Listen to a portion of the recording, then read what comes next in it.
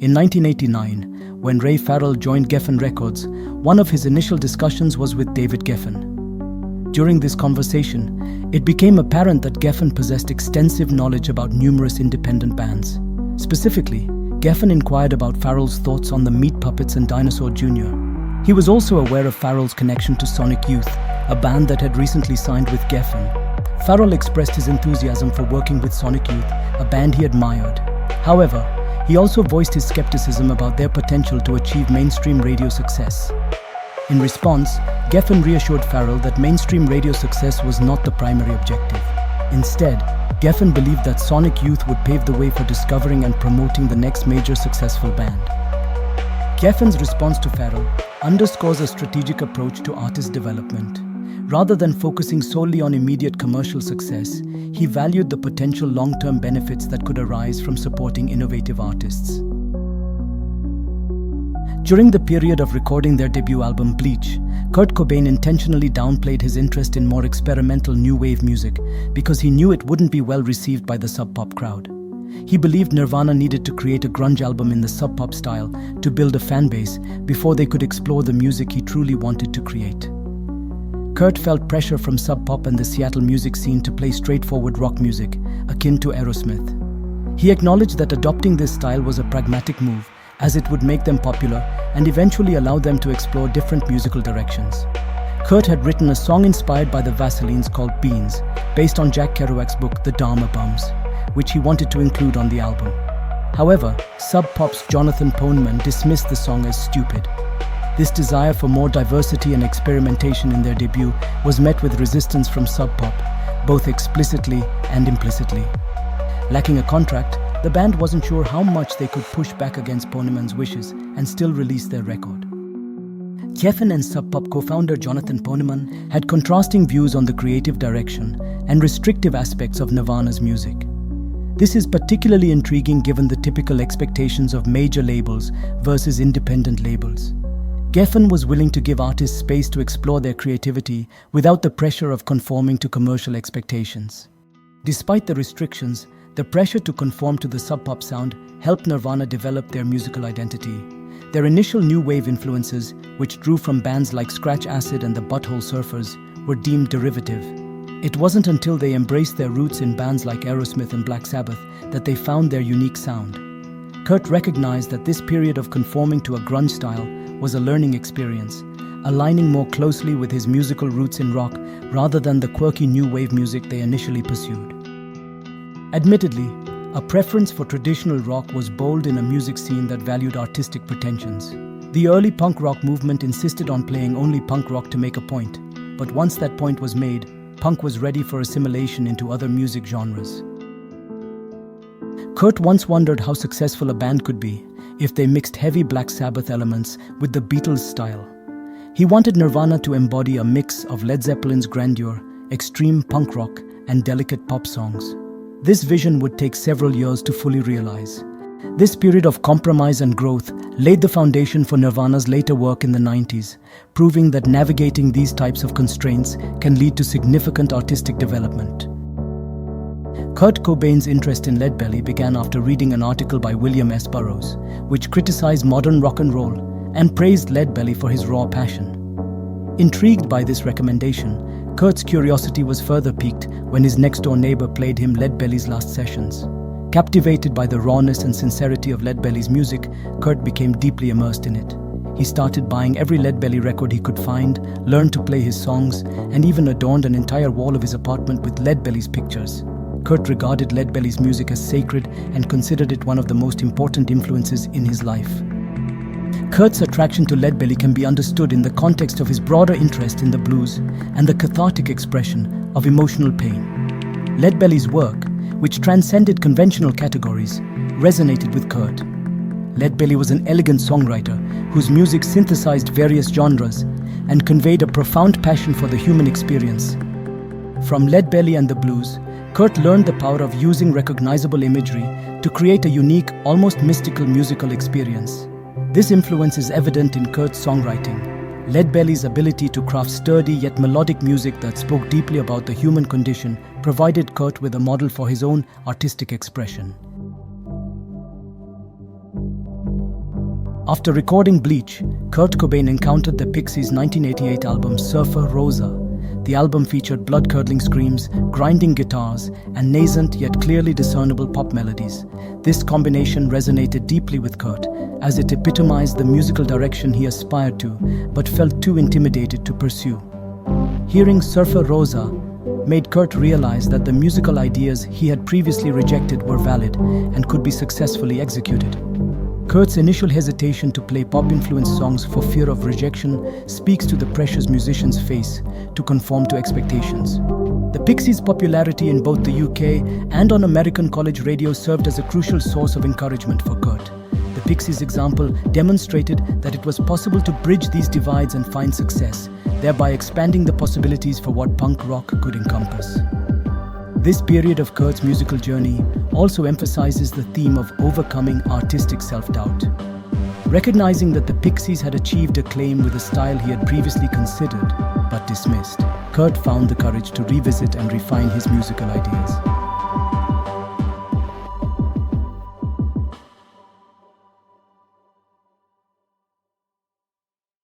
In 1990, not a single rock album reached the #1 spot on the charts. This led some industry pundits to predict the end of rock music. This was not merely a reflection of changing tastes, but also of the industry's evolving strategies. Radio programmers, in their quest to maximize audience engagement and advertising revenue, increasingly segmented listeners into narrowly defined demographics. This approach resulted in the fragmentation of the rock audience, making it unlikely for rock fans to rally around a single album and propel it to the top of the charts. Around this time, major record labels were greatly interested in a demo Nirvana recorded in early April 1990 at Smart Studios in Madison, Wisconsin. This studio was the home base of producer Butch Vig, known for his effective, economical production. Vig had produced Tad's 8-Way Santa album for Sub Pop. He initially started with more pop-oriented records, but adapted well to the mid-80s indie scene's abrasive sounds. Jonathan Poneman hyped Vig on Nirvana by declaring, "These guys are going to be bigger than the Beatles." Butch Vig proved to be the ideal producer for Nirvana. He was adept at creating harsh sounds, but also identified as a pop geek. His ability to balance raw intensity with melodic, catchy elements was crucial for the project. Bootlegs of the Smart Sessions demo circulated within the music industry, creating a significant buzz, which Sub Pop ironically contributed to by promoting Nirvana as a valuable asset in their discussions with labels for a distribution deal. The Nevermind recordings at Sound City Studios from May to June of '91 marked a significant change in the band's approach and sound. From the initial sessions at Smart Studios, the only recording that made it to the final album was Polly. Sound City was a no-frills studio equipped with a big live tracking room, an old Neve board, a 24-track analog Studer tape machine, and a collection of tube microphones and LA2A compressors. Despite its limited outboard gear, the studio's setup was ideal for capturing a live, energetic sound. Vig utilized this environment to record the new material with Dave Grohl, who brought a fresh dynamic to the recordings. The recording approach was straightforward. The drummer was set up in the middle of the room, while the bass and guitars were isolated to ensure good separation of sound. Achieving the desired results required pushing the band members beyond their initial performances. Vig had Chris Novoselic redo some of his bass parts to enhance the sound's tightness and cohesion. Similarly, Kurt Cobain performed multiple guitar overdubs, doubling many of the rhythm guitars and adding both clean and distorted tracks in nearly all of the solo sections. Vig's approach to recording evolved during his work on Gish with the Smashing Pumpkins. He started to prefer recording everything very dry and close-mic'd, avoiding ambient microphones. This method allowed more flexibility in the mixing stage, enabling sounds to be pushed forward or placed farther back in the mix as needed. This technique became a standard in Vig's production style, particularly for vocals and guitars, where he aimed for an in-your-face quality. Most of Cobain's vocals were recorded in the small Studio B at Sound City and were sent directly to tape. The resulting sound varied between a smooth, compressed, phasey texture and an extremely dry sound when the vocals were isolated. Despite these variations, minimal effects were used. Vig used a significant amount of compression on Cobain's vocals to manage dynamics, and he encouraged Cobain to double-track his vocals, particularly on the choruses. Mix engineer Andy Wallace added a tight slap echo, almost like a double echo on a few songs, along with a bit of reverb, but overall the vocals were kept fairly dry. This approach aligned with the preferences of both the band and Vig, who wanted to avoid excessive reverb or echo, aiming for a sound that was direct and impactful. Vig's approach to recording guitars during the sessions involved a variety of techniques to achieve the desired sound. He used a Mesa Boogie, a Fender Bassman, and a Vox AC30 amplifier for achieving cleaner, overdriven sounds. The Fender Bassman in particular was one of Vig's favorites, while a Marshall amp was used on a few tracks. Kurt Cobain used a rat distortion pedal on several songs, including Breed. For this track, the guitar signal was split. One line went to an amp, and the other was sent directly into the mixing board, resulting in a fuzzy white noise sound. Vig then blended these signals to create a unique tone. The method of combining direct input and amplified signals allowed for a distinct texture that contributed to the signature sound of the recordings. By blending the clean and distorted elements, Vig could create a layered and dynamic guitar tone that was both raw and refined. This approach not only highlighted Cobain's playing style, but also reinforced the band's overall aesthetic, balancing the aggressive with the melodic. Kurt Cobain described Smells Like Teen Spirit as a reaction to the commercialization of rebellion, using irony and cryptic language. The riff has been compared to Boston's 1976 hit More Than a Feeling, though it is not exactly the same. This comparison highlights Cobain's ability to draw from classic rock while creating something distinctive. One of the standout features of Kurt Cobain's melody in Smells Like Teen Spirit is how he plays with timing and chord tones. Cobain often delays or anticipates notes, creating a rhythmic tension. The melody itself is also quite distinctive. Unlike many rock songs that stick to a predictable pattern, Cobain mixes smooth, step-by-step movements with sudden leaps and moments where the melody stays in one place. Cobain also includes some interesting chord tones in his melody, particularly the ninth notes. These are notes that extend beyond the basic chords, adding extra color to the sound. The song begins with power chords that have a fuzzy, washed-out sound, played by two guitars to create a layered effect. The main guitar riff is made up of 4 power chords played in a syncopated 16th note strum. Occasionally, the chords lapse into suspended chord voicings because Cobain played the bottom 4 strings of the guitar to create a thicker sound. In the verses, Cobain plays a simple 2-note guitar line over Novoselic's 8-note bass line, which outlines the chord progression. As the song builds up to the chorus, the pre-chorus introduces more of the washy guitar tones, and double-tracked guitars add to the build-up. The song's structure is modular, with sections that are typically 2 to 4 bars long, repeated and rearranged to create the song's framework. The guitar solo closely mirrors the melody, incorporating bends and reverse bends to match the vocal delivery's slightly off-kilter quality. The lyrics are essentially a collage of Cobain's abstract poetry. Michael Azerrad describes it as a typically murky Cobain exploration of meaning and meaninglessness. Cobain's lyrics often juxtapose contradictory ideas, such as, "It's fun to lose and to pretend," highlighting the tension between conflicting emotions. Azerrad emphasizes that the song doesn't just present 2 opposing ideas, but delves into the confusion and anger that arise from this conflict.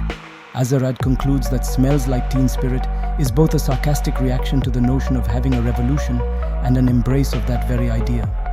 The song's lyrics and tone capture the ambivalence of a generation caught between apathy and a desire for change. In an interview on the day Nevermind was released, Kurt Cobain explained that the song was about his friends, stating, "We still feel as if we're teenagers because we don't follow the guidelines of what's expected of us to be adults." Cobain mentioned feeling a responsibility to describe what I felt about my surroundings and my generation and people my age. He acknowledged the song's contradictory ideas, saying, "It's just making fun of the thought of having a revolution, but it's a nice thought." As Cobain gave more interviews, he often shifted his explanations of the song and avoided specifics about its meaning. The song could stand as a critique of purposeful rebellion. It is self-destructive and counterintuitive, embodying rock and roll's essence of escapism. Whether listeners choose to dance or act out destructively, the song serves as an emotional expression meant to be felt rather than analyzed. In Bloom initially had a fast punk-like vibe similar to Bad Brains. Kurt Cobain later slowed it down and reworked it at home. In a 2002 Rolling Stone interview, Novoselic remembered Cobain calling him and singing the revised version over the phone, which sounded more like the pop-influenced In Bloom from their album Nevermind. The band first performed the song live on April 1, 1990 at the Cabaret Metro in Chicago. The next day, They started recording new material at Smart Studios in Madison, Wisconsin, with producer Butch Vig. On the Nevermind version, Kurt Cobain uses a Mesa Boogie guitar amplifier for the verses and switches to a Fender Bassman amp for a heavier, double-tracked fuzz sound in the chorus. The rhythm section kept their parts straightforward. Grohl mentioned it was an unspoken rule to avoid unnecessary drum fills, while Novoselic focused on serving the song. It's intriguing to see how Kurt Cobain played with unusual chord choices in songs like In Bloom. He would often shift between chords that were a major or minor third apart, which isn't the usual way of moving from one chord to another in popular music. This technique, known as a chromatic mediant relationship, involves two chords that are a few steps apart but share at least one note. In the verses of In Bloom, Cobain uses this approach in an interesting way. The chord sequence doesn't follow any standard musical rules, which is why it's so puzzling. The use of chords just because they sound good, without following traditional harmonic functions, is called non-functional harmony. The specific chord progression gives the song a unique, mysterious and slightly quirky feel. While classical composers like Debussy and jazz musicians like Herbie Hancock were known for experimenting with these techniques, it was unconventional for pop music. In 1991, it was rare to hear such sophisticated musical ideas in a Billboard Top 40 song. It's important to recognize that Cobain's genius lay not in a calculated theoretical approach, but in his intuitive sense of melody and experimentation. While he may not have consciously applied complex music theory, there's no denying that he was one of the best melody writers of his time. Cobain's process likely involved constant playing and experimentation, refining his songs by trying different things on his guitar. This hands-on, anti-theory approach led to the creation of music with a sophisticated and complex quality, even if Cobain himself might not have been able to fully explain the technical aspects. Rather than sitting down like a classical composer to craft his songs with deliberate technical precision, Cobain's talent and instinctive understanding of music allowed him to create unique and memorable pieces almost unknowingly. His genius was in making these complex musical ideas accessible. The guitar solo for In Bloom is built around heavy bends, primarily around the 14th and 15th frets on the G and B strings. These train wreck bends, reminiscent of those perfected by Stevie Ray Vaughan, give the solo its distinctive wail of anguish. Cobain's approach here is far from precise. It's sloppy, rudimentary, and brimming with raw emotion. The result is a sound that feels like he's trying to strangle the neck of his guitar. The specific tone comes from running a Boss DS1 distortion pedal into the electro-harmonic small clone chorus pedal. Technically, the solo is off-key, which contributes to its raw expressive quality. It's a rejection of soulless, unmusical, highly technical guitar excess.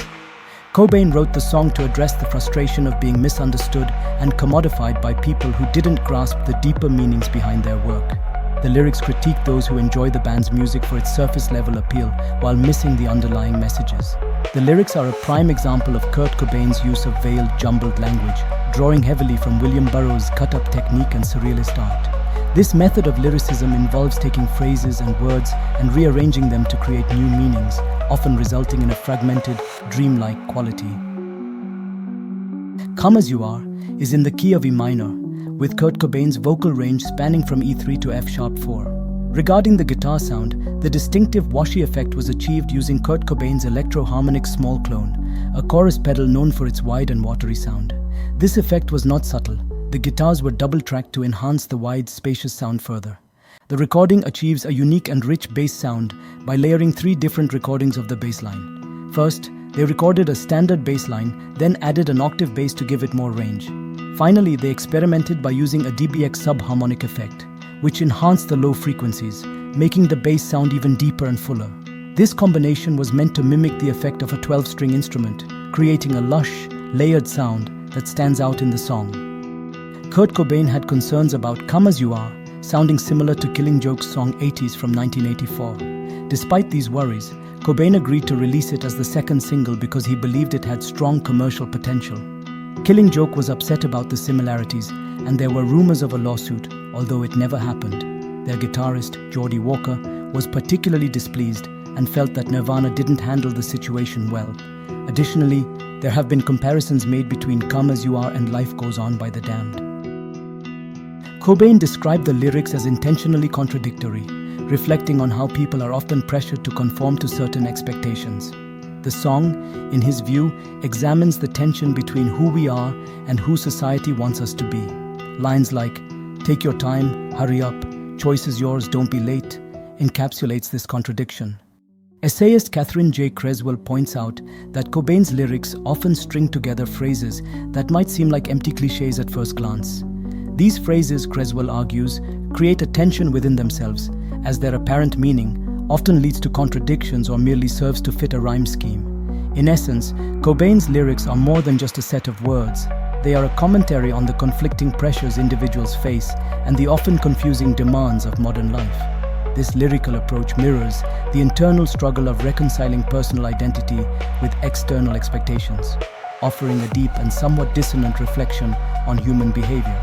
The song explores self-acceptance and encourages authenticity amidst societal pressures, its origins tied to Cobain's own struggles with his sense of self and expectations placed on him. Kurt Cobain wrote Breed in 1989. Initially called Imodium, the song was first performed live on October 8, 1989 at the Lift Ticket Lounge in Omaha, Nebraska. It is driven by a fast-paced, power chord-heavy progression in the key of F-sharp minor. The song has a relentless tempo, combined with a repetitive chord structure.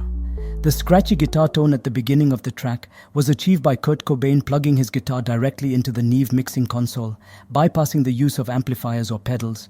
According to Butch Vig, the distorted bass sound was created by turning the amp up very loud and deliberately overloading the mixing board. The guitar solo was played through a tube screamer distortion pedal. The song features a unique effect during the guitar solo, where the sound is panned from one side to the other, a technique described by Cobain biographer Charles R. Cross as dizzying. The rest of the song uses a specific panning technique inspired by the Ramones, where the guitar is placed in the right speaker and the drums in the left, creating a distinct separation in the stereo field. The lyrics provide a critique of suburban lifestyles and the societal norms that people are often expected to follow. Kurt Cobain expresses his dissatisfaction with these expectations, highlighting feelings of apathy and fear within the American middle class.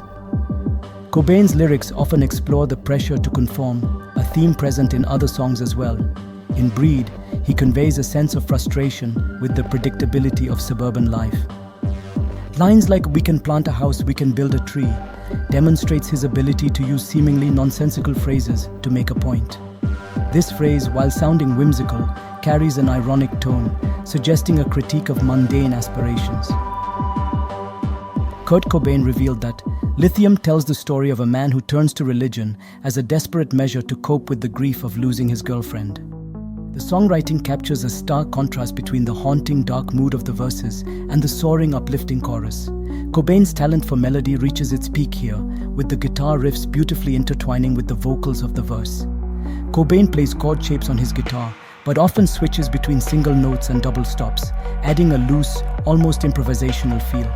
When Cobain's almost whispered vocals come in, his voice maintains a measured tone, while the guitar lines trace the melody in low, open notes.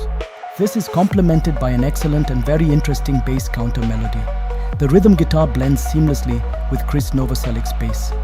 Piano renditions of Lithium highlight the brilliance of these melodies, showcasing the quality of Nirvana's songwriting. During the recording, the band faced difficulties with the instrumentation, struggling to maintain a steady tempo and often speeding up. After a particularly frustrating take, they abandoned the song, and a frustrated Kurt Cobain spontaneously started playing endless Nameless instead. The timing issues were resolved when Dave Grohl took Vig's advice to play with a metronome, making it the only track from the album recorded to a click track. Cobain wanted the guitars in the chorus to have a spacious, unmethodical feel. This dark, distorted guitar sound was achieved using a Big Muff fuzz box through a Fender Bassman bass amplifier, recorded with a U47 microphone typically used for bass guitar. Michael Azerrad described the song's lyrics as a modern twist on Karl Marx's idea of religion as the opiate of the masses. In this context, Lithium explores how religion can serve as a comforting, though perhaps superficial, escape from the pain of reality. Gillian G. Garr noted that while the song has a catchy, sing-along melody, it masks the darker themes in the lyrics, which explore finding solace in either religion or madness. The lyrics, "Sunday morning is every day for all I care," and "light my candles in a daze 'cause I've found God," convey a sense of disillusionment or indifference toward traditional rituals or spirituality. The narrator's connection to God seems more like a dazed, habitual action rather than a deeply felt belief, suggesting that religion is being used as a coping mechanism. Cobain admitted he found it hard to understand the need for a vice like religion, but recognized that people do need something to hold on to. Originally titled Cracker, Polly dates back to at least 1987. The lyrics are disturbingly straightforward.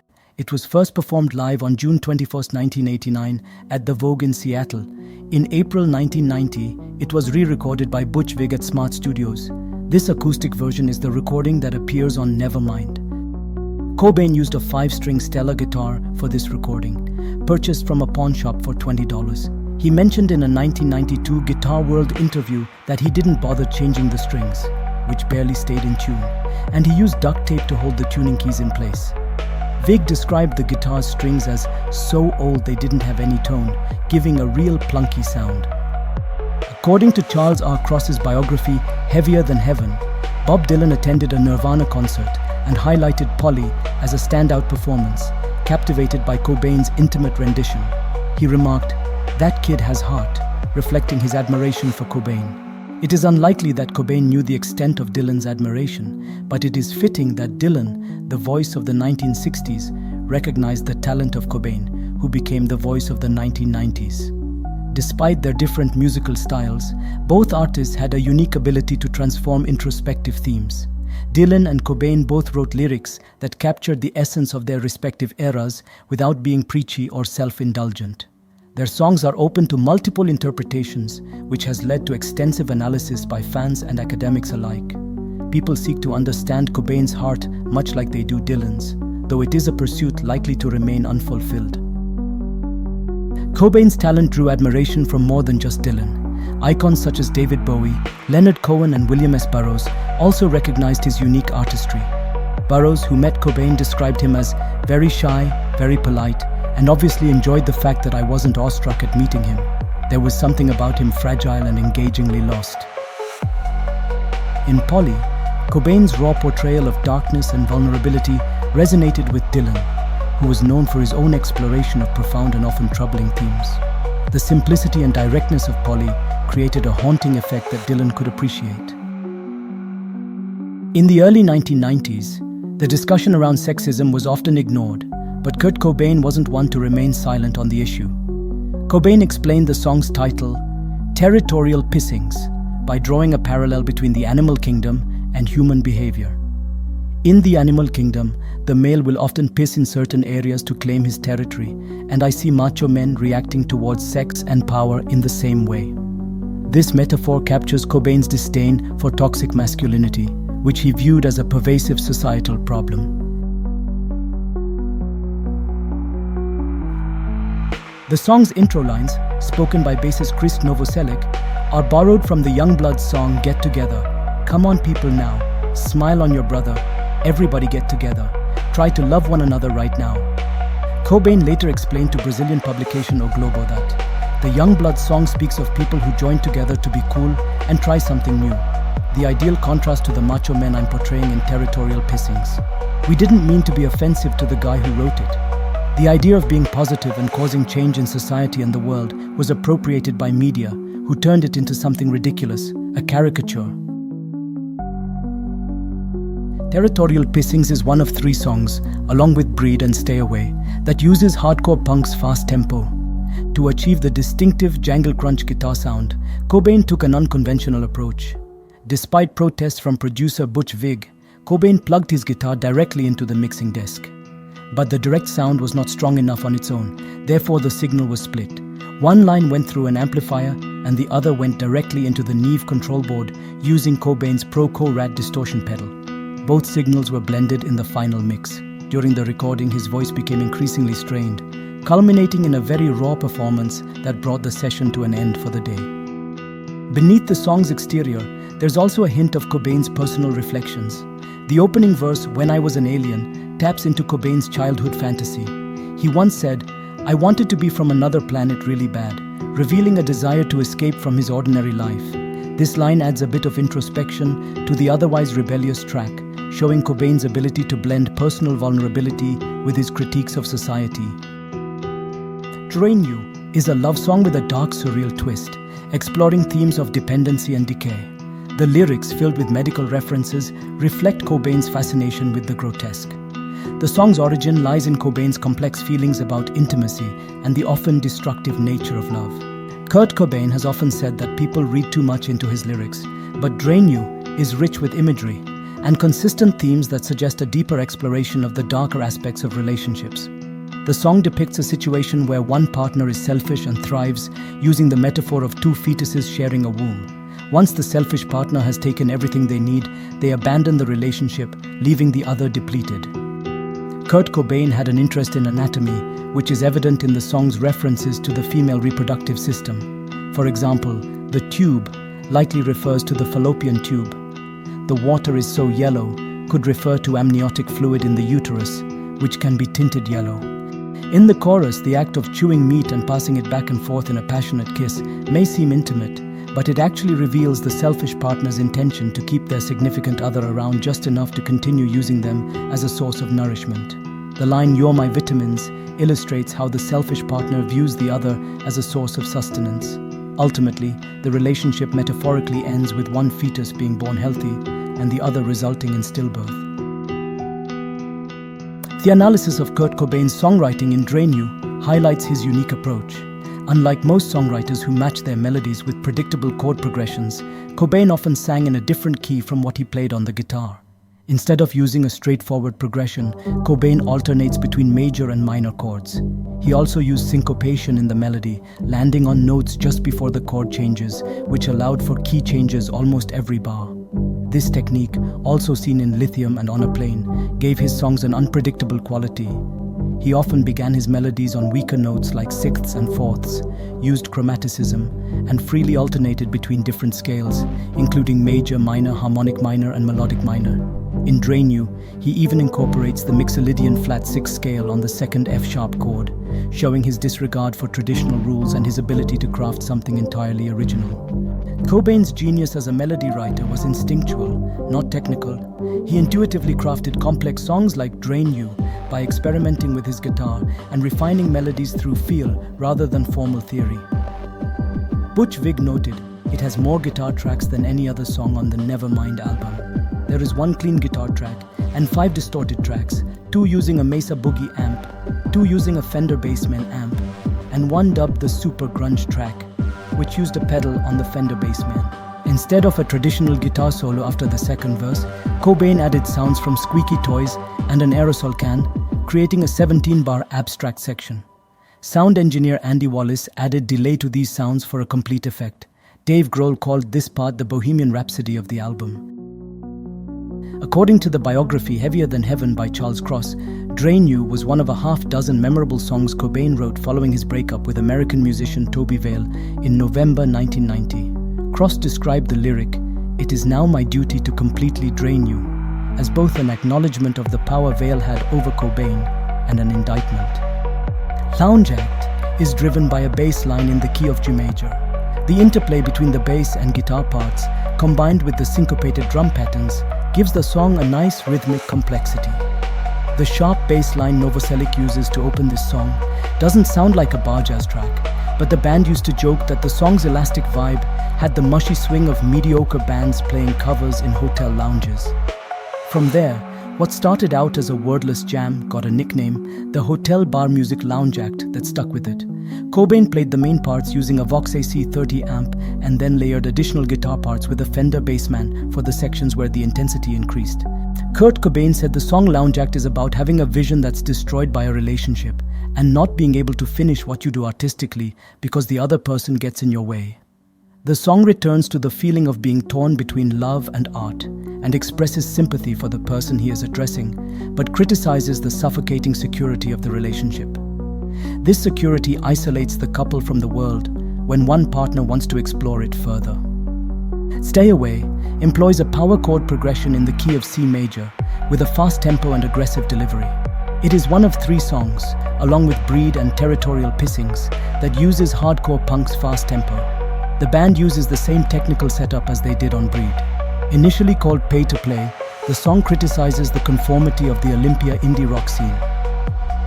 During the recording, Vig noticed that Kurt had a hard time switching from singing the "Don't Know Why" part that goes over the string bend and transitioning to playing the following chords and verse. Kurt was doing the vocals and guitar live. To address the issue, Vig suggested that Kurt overdub the line that goes over the string bend. After recording it, Kurt wanted the line to be sharp and impactful.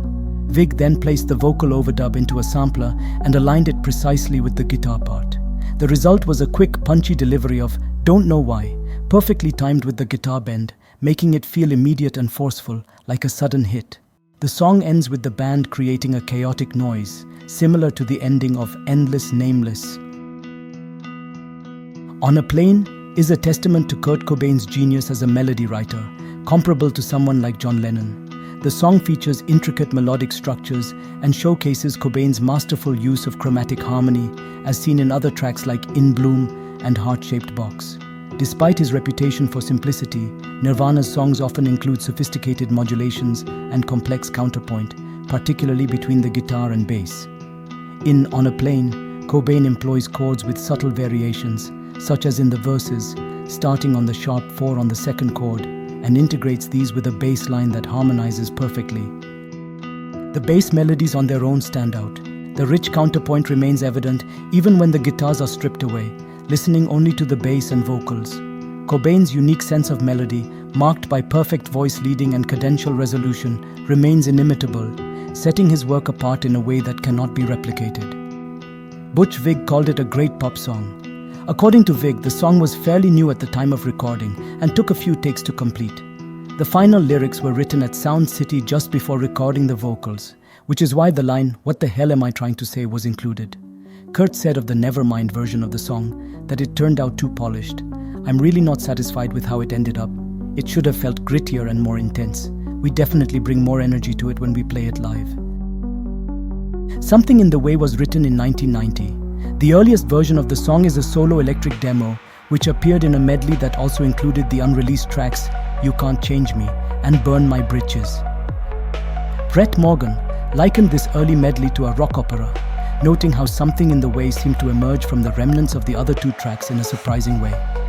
Morgan suggested that while Cobain might have edited the track, it appeared to be almost a single continuous take, giving insight into the evolving nature of Cobain's creative process. Initially, Kurt Cobain intended to record the song with the full band. However, when early attempts didn't pan out, Cobain switched tactics. He ended up sitting on a couch in the control room of Studio A, where he played the song for producer Butch Vig on an acoustic guitar, demonstrating his vision for the track.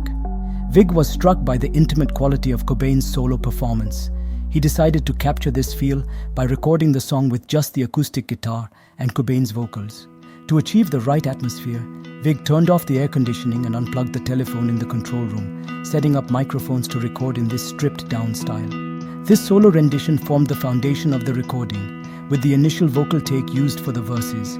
Cobain later added vocal harmonies, while drummer Dave Grohl and bassist Chris Novoselic contributed their parts. Both Grohl and Novoselic faced challenges. Grohl had to adjust his drumming to match the song's softer tone, and Novoselic struggled to tune his bass to Cobain's unusual 12-string Stellar acoustic guitar, which had 5 nylon strings and was not properly tuned. Vig noted that he and Cobain wanted the drums to be subtle, a departure from Grohl's usual louder style. He also mentioned that layering drums over an acoustic guitar track can be tricky due to potential variations in tempo. The bass, drums, and Cobain's harmonies were recorded in Studio B, a smaller space nearby. On the final day of the Nevermind sessions, friend Kirk Canning added cello to the mix. Canning faced similar tuning issues with Cobain's guitar, but his contribution added a new layer to the track. Something in the Way closes the album with a haunting, introspective look at Cobain's life experiences. This somewhat vagabond life, drifting from place to place in the mid-80s, sleeping in the local library, on a friend's porch, in hospital waiting rooms, and finding shelter under a bridge near the Wishkah River. Though he never lived there, the imagery of isolation and survival stayed with him, shaping the song's somber tone. The melancholy of Something in the Way isn't tied to a specific moment in time. Its fragile beauty continues to resonate, connecting deeply with listeners long after its release. In 2020, the song reappeared in the trailer for The Batman, where director Matt Reeves found inspiration in its quiet despair. Reeves envisioned Bruce Wayne not as the familiar playboy, but as a recluse scarred by tragedy, much like a fictionalized Kurt Cobain, isolated in a decaying manor.